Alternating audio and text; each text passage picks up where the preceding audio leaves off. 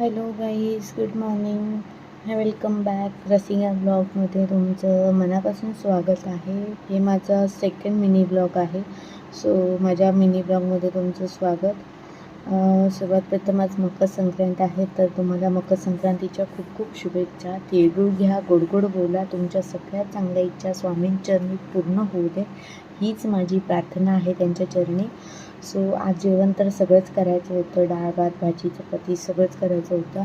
So आज गोडसाठी मी हलवा करणार होते गाजरचा.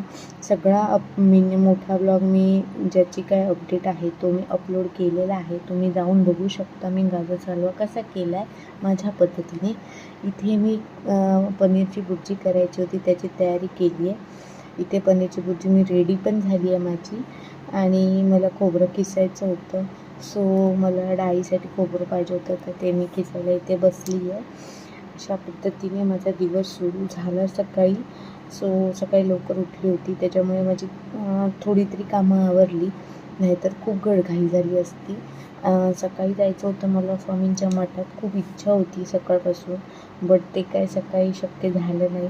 बट मला संध्याकाळी जायला शक्य झालं, त्याच्यामुळे माझा दिवस सार्थकी गेला आजचा. तुम्ही माझा पूर्ण मोठा ब्लॉग बघा, तिथे समजेल तुम्हाला मी सकाळी पूर्ण दिवसभर काय केलं. संध्याकाळी मी मठात गेली, तिथे आम्हाला आरती पण मिळाली. सो खूप हॅप्पी आहे मी. आज मनापासून जी इच्छा होती ती पूर्ण झाली. सो तुम्ही कंटिन्यू माझा ब्लॉग बघा आणि माझ्या चॅनलला सबस्क्राईब करा. काय पटत नसेल तर ते कमेंटमध्ये सांगा. मला काय सजेशन द्यायचं असेल तर तरी पण ते तुम्ही कमेंटमध्ये देऊ शकता. अशा प्रकारे सगळं जेवण माझं रेडी झालं होतं.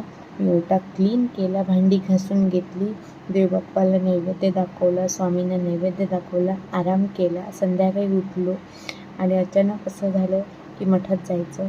आम्ही गेलो मठात, दर्शन घेतलं, आरती घेतली, घरी आले आणि मी ब्लॉगचा एंड केला. सो बाय बाय गाईज, भेटूया नेक्स्ट ब्लॉग.